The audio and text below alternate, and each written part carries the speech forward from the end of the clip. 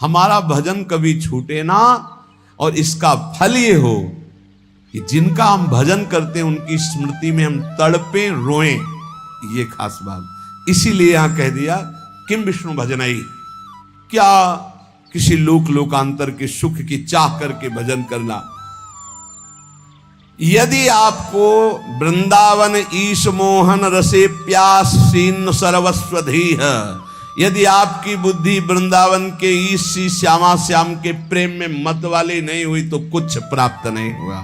जीवन का सार भगवत प्रेम, क्योंकि प्रेमी महापुरुष है। भगवत प्रेम, तत्वबोध भी आत्म प्रेम है, उसमें मुझे कोई संशय नहीं। तत्व ज्ञान और तत्व बोध होना बड़ा अंतर है। जैसे हलवा बनाने का ज्ञान हो जाना और हलवा बना करके खा लेना, इतना अंतर है। तत्व ज्ञान हलवा बनाने का ज्ञान हो जाना, और तत्वबोध हलवा बनाकर खाकर उसका स्वाद ले लिया, वो तत्वबोध। श्री भर्तृहरि जी महाराज कहते हैं कि मुझे लगा था कि मैं बहुत ज्ञानी हूं। संतों के वचन बहुत अमृत में होते हैं। कह रहे हैं कि यदा किंचित ज्ञोहम द्विपयु मदांधा समभवम, मुझे लग रहा था कि मैं चक्रवर्ती सम्राट हूं, मैं बहुत पुण्यवान हूं, मैं बहुत महात्मा हूं, मैं बहुत ज्ञानी हूं। तदा सर्वज्ञोस्मीत्य भवदव लिप्तम मम मनः, यदा किंचित किंचित बुधजन सकाशाद वगतम तदा मूर्खोस्मीति ज्व इव मदी मदो में व्यपगता। आज मुझे पता चला कि मैं मूर्ख हूं। मुझे लग रहा था मैं ज्ञानी हूं, मैं चक्रवर्ती सम्राट हूं, मैं मदोन्मत्त हो रहा था। लेकिन जब मुझे इस संसार का रहस्य पता चला तो लगा मैं मूर्ख हूं। सुना चुके हैं भर्तृहरि जी का यहां जो परिवर्तन हुआ उनके जीवन का। भर्तृहरि जी के मन में एक बात थी कि संसार का सबसे बड़ा सुख क्या है, बोले काम सुख। अंदर देखा, बहुत विवेकवान थे। उन्होंने अपने अंतःकरण को देखा कि संसार का सबसे बड़े मांग सुख क्या है, काम सुख पाया। और वो अपने अंदर पाया कि मेरे अंदर भी काम सुख है। तो चक्रवर्ती सम्राट, इनके मन में आया कि फिर हम ऐसा काम सुख पूर्ण क्यों न कर ले जिससे हमारे मन की इच्छा शांत हो जाए। तो उन्होंने, चक्रवर्ती का मतलब होता है कि बहुत से राजाओं के ऊपर जो बादशाह, उन्होंने पूरे अपने देश में सब सुंदरियां आवे और मैं उनमें से देखकर उनका वर्ण करूंगा। विश्व की सुंदरियां सब एकत्रित हुई, उनके माता पिता सब लाए, क्योंकि महाराज भर्तृहरि जी वर्ण करेंगे पत्नी रूप में। सबको देखा, एक पिंगला नाम की सर्वांग सुंदरी भर्तृहरि जी की वहां जम गई और कहा कि आप मुझे अपने पति रूप में स्वीकार करेंगे। तो उसने कहा हमारा अहोभाग्य। बहुत भागवतिक रीति से जो शास्त्रीय पद्धति है, पाणिग्रहण संस्कार हुआ। अब ये तो जो भागवतिक पुरुष होते हैं उनके स्वभाव में कुछ अलगाव होता है संसारिक पुरुषों से। वो जिस पे लगेंगे एकदम तन्मय होके लगेंगे, जिस पे लगेंगे। अगर वो भोग में भी लग गए तो उनके जैसा कोई नहीं होगा। आसक्त पुरुष मतलब ऐसा कोई विषयी पुरुष नहीं होगा, स्वभाव होता है। रूप में आसक्त हो गए तो ऐसे आसक्त हो गए ऐसा कोई संसार में नहीं होगा। भोग में आसक्त हो गए तो ऐसा कोई दूसरा नहीं होगा, और विरक्त हो गए तो ऐसा कोई दूसरा विरक्त, मतलब उनका एक स्वभाव होता है। जैसे पत्नी में आसक्त हैं तो छाता लेकर बाजार वो स्वयं नहीं जा सकते क्योंकि अदर्शन हो जाएगा। तो पत्नी चल रही सीधे में, वो चल रहे उल्टा में, संसार हंसे तो हंसा करे हर समय पत्नी के मुख में, दृष्टि पत्नी के मुख में। वही महाभागवत हुए, क्या नाम, धनुर्दास जी, क्या नाम था, धनुर्दास जी नाम था। बहुत बड़े महापुरुष हुए भी, क्योंकि वो सीधा आसक्ति रंगनाथ जी से। तो ऐसा होता है। भर्तृहरि जी बहुत बड़े महापुरुष हैं। अब जीवन का राग उनके हृदय में काम में देखा कि काम, स्त्री आसक्ति, विश्व सुंदरी, सर्वांग सुंदरी पिंगला। उन्होंने ऐलान कर दिया राजकाज विक्रमादित्य देखेंगे, मैं इस बात का अनुभव करूंगा कि क्या सुख इसमें है। क्योंकि बताया ना, अलग खोपड़ी होती है। जो भागवतिक महापुरुष होते हैं उनका चिंतन ही अलग होता है। बड़ी ही सुंदर पत्नी बिल्व मंगल जी की, पातिव्रत धर्म से एक बार नहीं देखा। वो आसक्त चिंतामणि में तो आसक्त अलग खोपड़ी होती है। अब रात दिन केवल महाराज भर्तरी और पिंगला, हर खान पान की व्यवस्था, बस पर्दे के अंदर सामग्री रख दो, जाओ। कोई प्रश्न उत्तर नहीं, कोई राष्ट्र की बात नहीं, कोई समाज की बात नहीं। ये अनुभवी जैसे वैज्ञानिक नहीं होते, ये जब जिस विषय का शोध करना होता है तो बस उसी में पूरा चित्त लगा देते हैं। समय कट रहा था और मन की चाल होती नवम नवम नवम। मन कभी एक में रमण करने के लिए बहुत काल तक राजी नहीं होगा, उसकी चाल होती नवम नवम भोग। एक दिन पिंगला अपने महल के पीछे की खिड़की खोल करके ऐसे ही देख रही थी तो देखा अश्वपाल, हजारों घोड़ों की देख रेख करने वाले सेवकों का स्वामी, हष्ट पुष्ट ऐसे। अचानक दृष्टि उसकी पड़ी तो उसने से नमन किया, क्योंकि महारानी देखते ही आसक्त हो गई पिंगला। अब विचार कीजिए, चक्रवर्ती सम्राट महाराज भर्तरी से भला वो अश्वपाल किस योग्य, चित्त पूरा आसक्त। अब मिलन शुरू हो गया और राज काज विक्रमादित्य को दे दिया था। विक्रमादित्य बहुत प्रवीण थे। उन्होंने कहा कि शास्त्र प्रमाणित किसी का भी मन कभी भी कहीं भी विचलित हो सकता है, इसलिए मेरे भाई इस समय शुद्ध में नहीं है, इसलिए गुप्तचर रूप से दास दासियां हर समय तैनात कि कहीं हमारे महाराज को किसी भी तरह की हानि ना हो जाए।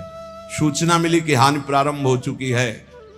एक अश्वपाल एकांत में महारानी से मिलता है। महाराज दिन में शयन करते हैं, उस समय वो मिलती। पूरी बात पक्की जब देख ली तब भर्तरी जी को सूचना दी कि महाराज विक्रमादित्य आपसे मिलना चाहते हैं। बहुत प्रवीण थी पिंगला, तुरंत समझ गई।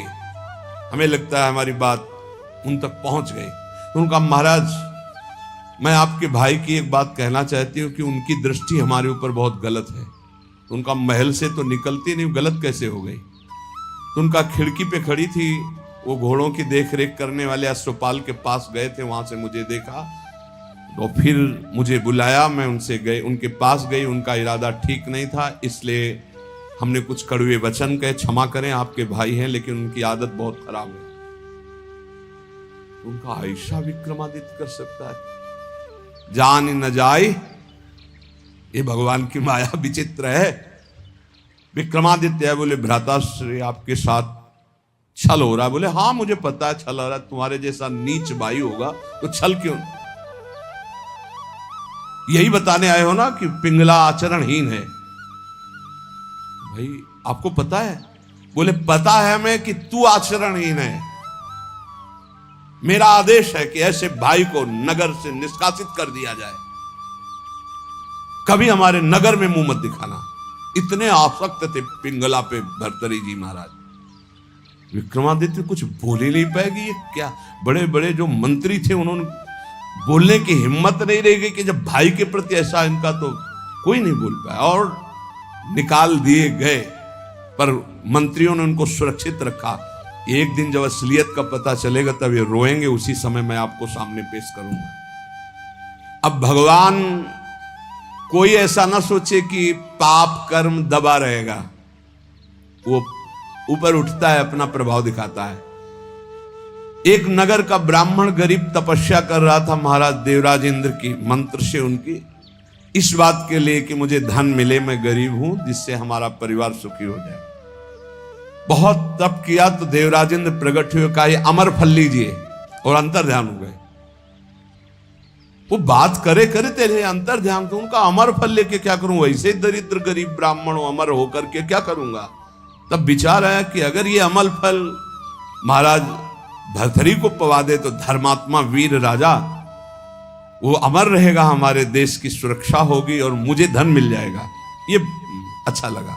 वो गए, महाराज की जय जयकार। पहले राजाओं के दरबार में या महल में ब्राह्मणों के लिए, ऋषियों के लिए, महात्माओं के लिए निषेध नहीं था, उनके लिए नहीं था कि हम आज्ञा लेकर आए। अंदर प्रवेश किए, नजदीक दासी ने कहा कि कोई विप्र देवता पधारे। उठकर प्रणाम किया, कैसे आज्ञा कीजिए। उनका प्रभु मुझे तपस्या के द्वारा अमर फल मिला है और ये मैं आपको पवाना चाहता हूँ, इसके बदले में धन चाहता हूँ। आदेश कर दिया जितना इनको धन चाहिए दे दिया जाए। अमर फल लिया और विचार किया मैं खा के क्या करूंगा अमर होके, क्योंकि मेरी आसक्ति तो पिंगला पे है। पिंगला से कहा तुम अमर फल खा लो, जब तक मैं जीवित रहूंगा तब तक तुम्हें देखता रहूंगा। पिंगला ने कहा ऐसे थोड़ी अमर फल खाया जाता है, स्नान करके मंत्रानुष्ठान करके लाओ हमें। उनका नहीं, पालो मेरे सामने। बोले तो इतना विश्वास नहीं है। अब बस प्यार में तो दम होती है, नहीं विश्वास पक्का है तो भाई आप निश्चिंत रहिए। पिंगला ने सोचा मैं क्या करूंगी खा के, मेरा दोस्त अगर पालेगा अश्वपाल वो बढ़िया। एकांत में मिली अश्वपाल को, क्योंकि कांटा विक्रमादित्य थे, वो तो नगर निष्कासित हो गया, बिल्कुल स्वतंत्रता थी। महाराज इस रास्ते से बेशुद्ध थे। अश्वपाल ने उस अमर फल को लिया तो उसने विचार किया कि मैं क्या करूंगा। और महाराज की नृत्यांगना ऐसी सुंदर थी जिससे आसक्ति थी। मिला और कहा देखो ये अमर फल मुझे मिला है, आप पालोगी तो जब तक मैं जीवित रहूंगा आपको देखता रहूंगा, मिलता। ठीक है। नृत्यांगना ने सोचा जिसके दरबार की मैं नृत्यांगना हूं, अगर वो महाराज अमर रहेंगे तो हमारा जीवन सार्थक रहेगा, महाराज मुझे बहुत सम्मान देंगे जब मैं अमर फल दे दूंगी। उसने प्रार्थना करवाई कि आपके दरबार की नृत्यांगना मिलना चाहती है आपसे।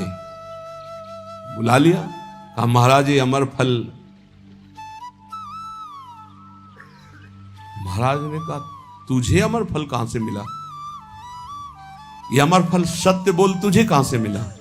महाराज मुझे तो अश्वपाल ने दिया, मेरा वो दोस्त है, मेरा मित्र है उसने। और उस समय पिंगला वहां नहीं थी। तुरंत अमर फल लिया और बोले तुम्हें जो संपत्ति चाहिए हम देंगे, कल हम दरबार में आते हैं। दरबार में गए, सब सभा एकत्रित, वर्षों के बाद आज दरबार में आए थे। तब उन्होंने कहा बुलाया जाए जिसको अश्व जो घोड़ों की सेवा में आया, सत्य बोला तो तुझे माफ कर देंगे। बोल इस फल को पहचानता है?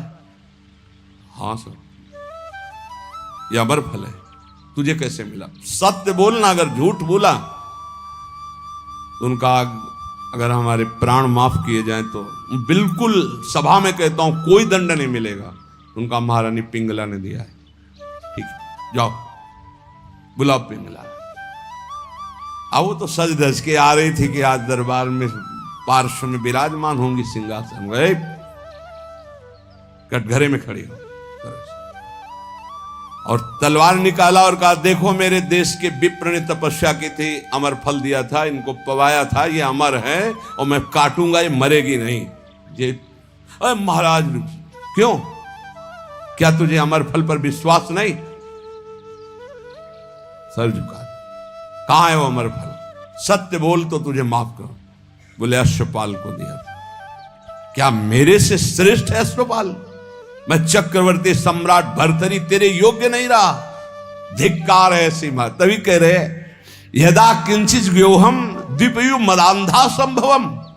मैं मदांध हो गया था, अपने को ज्ञानी समझता था, अपने को बलवान समझता था, अपने को राजा समझता। उसी समय भर्तरी जिनका धिक्कार है। मैं चक्रवर्ती सम्राट, मुझसे पिंगला तृप्त नहीं, पिंगला से अश्वपाल तृप्त नहीं, अश्वपाल वैश्या से प्रेम करता। धिक्कार है, कहां प्यार है, कहां अपनापन है। और मुकुट उतार के रखा और कहा कि आज अगर विक्रमादित्य होते तो मुझे ये चिंता नहीं होती कि मेरे राज्य का क्या होगा।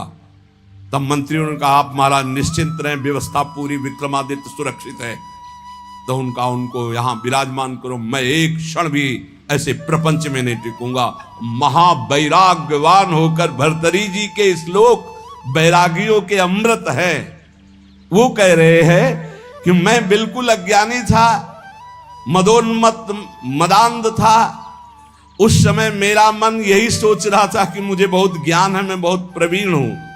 लेकिन आज जब भगवान शंकर की कृपा से ज्ञान हुआ, तब मुझे लग रहा है कि मैं घोर अज्ञानी, घोर विषयी मदांध था। मेरा अहंकार दूर हो गया कि मुझे ज्ञान था। आज असली ज्ञान हुआ मुझे। भर्तरी जी कह रहे, एषाम न विद्या न तपो न दानम ज्ञानम न शीलम न गुणो न धर्मा ते मर्तुलोके भुवि भार भूता मनुष्य रूपेण मृगाश्चरन्ति। जिनमें न भागवतिक विद्या है, न भगवत तत्व का ज्ञान है, न शील है, न गुण है, न भागवतिक धर्म है, तो मृत्यु लोक में पृथ्वी में भार बने हुए मनुष्य रूप में वो पशु हैं साक्षात। न भजन है, न धर्म है, न राष्ट्र सेवा, न भगवत सेवा, न समाज सेवा, बोले पशु हैं साक्षात। मनुष्य रूपेण मृगाश्चरन्ति, रूप तो मनुष्य का है लेकिन पशु है, राक्षसी भाव है। जाड्यम धियो हरति सिंचति वाच सत्यम मानोन्नतिम दिशति पापमपा करोति चेतः प्रसादयति दिक्षु तनोति कीर्तिम सत्संगति कथय किम न करोति पुंसाम। यदि संत पुरुषों का संग मिल जाए तो किसका नहीं उपकार हो जाएगा, अर्थात किसका नहीं मंगल हो जाएगा, अर्थात सबका हो जाएगा। क्योंकि संत पुरुषों के संग से बुद्धि की मूर्खता का अपहरण होता है, जड़ता का अपहरण होता है। सत्संग से वाणी में सत्य का संचार होता है। सत्संग से सबको सम्मान देना आता है। सत्संग पाप को दूर करता है। सत्संग चित्त को आह्लादित करता है, क्योंकि चित्त से वो प्रभु का चिंतन करता है और समस्त दिशाओं में कीर्ति फैल जाती है सत्संगी महापुरुष की। इसलिए धन्य है जिसको सत्संग प्राप्त हो गया। भोगा न भुक्ता वयमेव भुक्तास तपो न तप्तम वयमेव तप्ताः कालो न यातो वयमेव यातास तृष्णा न जीर्णा वयमेव जीर्णा। हमने भोगों को नहीं भोगा, भोगों ने हमको भोग लिया। किसी काम का नहीं रखा, तप नहीं किया, तप्त होते रहे, जलते रहे। काल व्यतीत नहीं हुआ, हमारा जीवन व्यतीत हो गया। तृष्णा नहीं मरी, हम जीर्ण हो गए, वही भोग वासना। इसलिए भक्तिर्भवे मरण जन्म भयम हृदिस्थम स्नेहो न बंधुस न मन्मथला विकारा संसर्ग दोष रहिता विजना वनांता वैराग्य मस्तिकिमतः परमर्थ नियम। सबके आदि कारण भगवान का भजन करो, मान लो मेरी बात, वही तुम्हारे हृदय से जन्म मृत्यु का चक्र मिटा देंगे। यहां कोई तुमसे प्यार नहीं करता, भर्तरी जी कह रहे, उनका अनुभव। ना कोई तुम्हारा यहाँ भाई है, न बंधु है, न कुटुंबी है, न पत्नी है, न पुत्र है। केवल माया ममता का विकार रचकर तुम्हें भगवत प्राप्ति से विमुख करने का नाटक कर रही है। हृदय में एक काम विकार का अभाव कर दो, कुछ नहीं है इसमें, केवल माया नाटक के द्वारा समय नष्ट कर रही है। कामिनी के कमनी कलेवर को देखकर जिसका मन आसक्त हो गया वो क्या करेगा। ये संसारिक लोग केवल शरीर संसर्ग जनित सुख में ही अपने जीवन को नष्ट कर देते हैं, वो परमात्म सुख को नहीं जानते। ये शरीर कोई अपना थोड़ी है, इसमें कोई सुख है। बहुत विचित्र है, प्रवचन कर लेना सरल है, सुन लेना सरल है, आसक्ति हटाना कठिन है। शरीर अविद्या है, केवल अविद्या। ये जो आप देख रहे हो, अविद्या का भोग ही एक लक्ष्य बना हुआ शरीरधारियों में।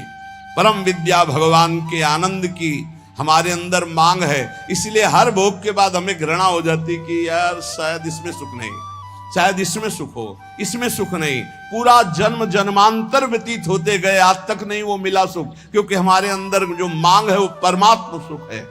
परमात्म सुख प्राप्त करने के लिए मानव जन्म मिला है। इसीलिए श्री भर्तरी जी कह रहे हैं अगर सुख है तो राग रहित होकर वैराग्य में सुख है।